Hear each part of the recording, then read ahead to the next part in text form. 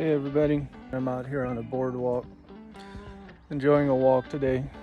I had a very good conversation with somebody that had to do with our whole, systems and politics and stuff that we find ourselves in today, and kind of the battle that is raging amongst a lot of people.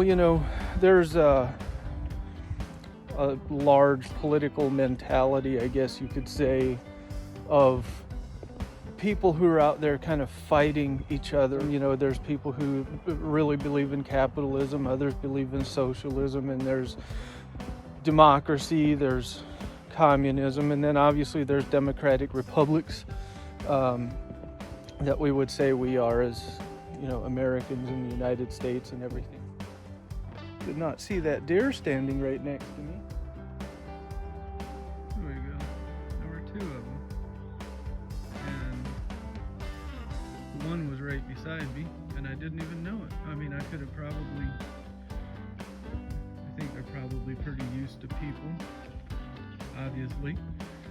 But anyways, aside from the deer over there now, I keep getting interrupted by wildlife, which is a good way to get interrupted. We kind of think that we have to replace one thing with another all the time, we try to bring about change through legislation, where we tend to believe that it has to be either this system or that system, and the way to get it in place is that we have to essentially outvote the other people. From religion to politics to our foreign policy, all of those types of things, you must allow them to adapt with society. You can't be rigid.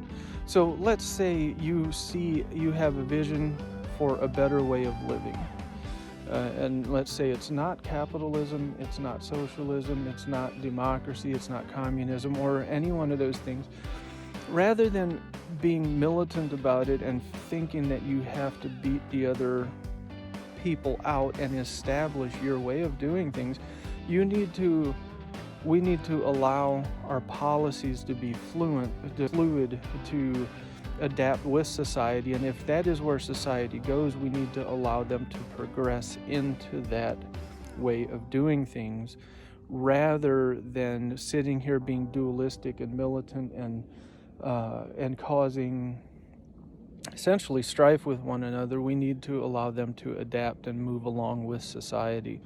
And I think that's where the major flaw of modern politics around the globe. I mean, this isn't just an American problem. I think this is a Russian problem, a Chinese problem. Right. To establish systems and then set them in concrete and say, this is the way that it must be. And as such, we have some people who believe that we need to go back to, the 1950s structure, way of doing things, all the way from our politics to, little Johnny and Susie sitting around the dinner table with mom and dad and stuff like that. And although that is not necessarily a bad thing, but that era and that time were only good for a certain select group of people, but it was not good if you were, let's say, among the minorities of the United States. So if you look at, say you want to go back to the 1950s and that you want to do things that way again, and you want to take us back to those times, I would ask for roles to be reversed before we do it, and have a trial run of 1 or 2 years, and let's flip the social systems, I guess, a little bit, where the majority, or which, let's be honest, would mostly be white Americans, take on the role of the minority in America of the 1950s, and allow the minorities to do the exact same things that white Americans were allowed to do in the 1950s, and allow them to do that to us. And I don't think that would last. I think that would never be allowed. I think most people, if they were presented with that option, would be like, oh, well, I think they'd stutter and stammer around and try to come up with something a little bit different, and say, well, no, I didn't mean that stuff. Oh, really? Well, if you don't believe in lynchings, if you don't believe in segregation, and if you don't believe in those things, then you shouldn't try to go back to the 1950s, because those systems and everything that were in place in those days are what led to and bred and facilitated those types of actions. For eons now, we've kind of been doing things the same, all the way from back in the Bible, where they were trying to, the reforms of Josiah, trying to go back to the days of David. And it didn't work.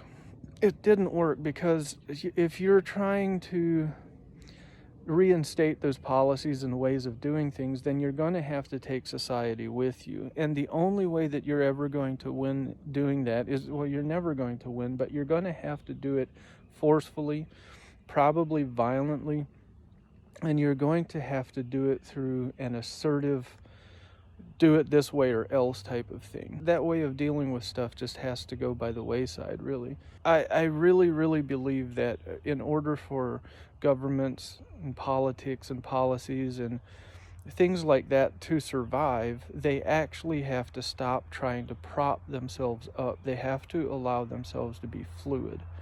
They have to allow society to dictate where these things are going to go.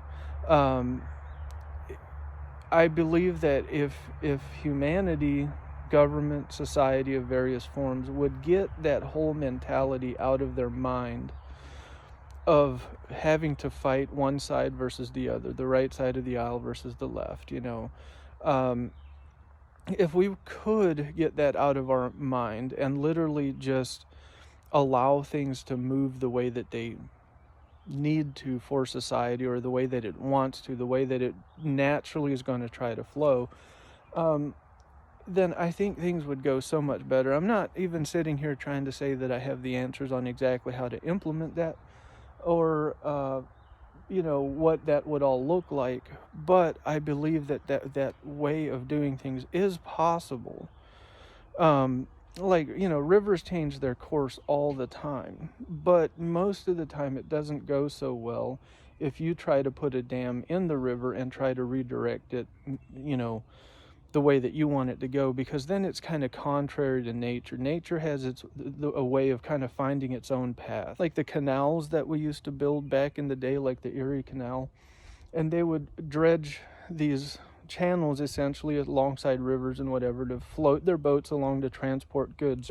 The point being is that they would dig these out. These would be nice flowing, essentially miniature rivers, but left unattended for more than 10 years or whatever it was, they would stop flowing. Like today, they're not flowing the way that a river does. You'd think that once you'd have that flow established, that it would continue to flow indefinitely, but it doesn't, because it was man-made. It was contrary to nature. Nature did not create it. Man did, and somehow, in a way that we probably don't fully understand, when you go in there and you try to force something like that to happen, you don't fully understand how nature chose the path that it did. When it comes to the flow of a river. And so when you try to go and cut that in yourself, it is doomed almost inevitably to failure without high levels of maintenance, continual maintenance. You're going to have to work at it all the time. That canal is always going to try to fail. It is going to be geared towards failure. And I think that is the way that most of our social systems, religious systems, governmental systems, all of these things they're man-made. They're going kind of contrary to nature, and they're doomed to failure. They're actually almost opposed to the natural flow of things. And I think if we could take almost even a more natural look at our human way of doing things, our human systems that we have around us, I think if we could even do that, we would just be much better off, rather than trying to prop up systems that are continually trying to fail, that are continually maybe benefiting a certain portion of society, but not really benefiting another portion of society, whether it's within your own country or on the other side of the globe. I think that's another thing that we always try to do, is benefit us locally. And even by locally, I mean our own nation, where we should be trying to do what's better for ourselves, but also includes those, living in Iran, Syria, China, Russia, Ukraine. Those two should be trying to make each other, better, and not in the way that they're doing it right now. But, I just feel like there's a more holistic, natural flow of things, mentality that, yeah, sure, we're not perfect, but we're kind of the lesser of the evils out there. I just don't think that that's a good excuse anymore. I don't think that that's a way to look at it anymore. I don't think that that is going to be able to work for too much longer, to be honest with you. I don't think that that mentality is going to work at all anymore. And I think many people are over it. It's like, the mentality of, love it or leave it isn't going to work either. Sorry, you're probably hearing some traffic. I'm getting close to the road now. But if you love something, you're inevitably going to try to change it and make it better, if you see that there's real problems there. So the whole thing of like, well, we're the best thing going right now, so we should be satisfied with it, and if you don't like it, get out. That has never been a good mentality, and it most certainly isn't one now, and it's not going to work anymore, I don't think. So I do believe that we should always be trying to improve ourselves and the places that we live in and our surroundings, which means to never be stagnant, to never set things in concrete. I think we need to let things flow a little bit more than what we do.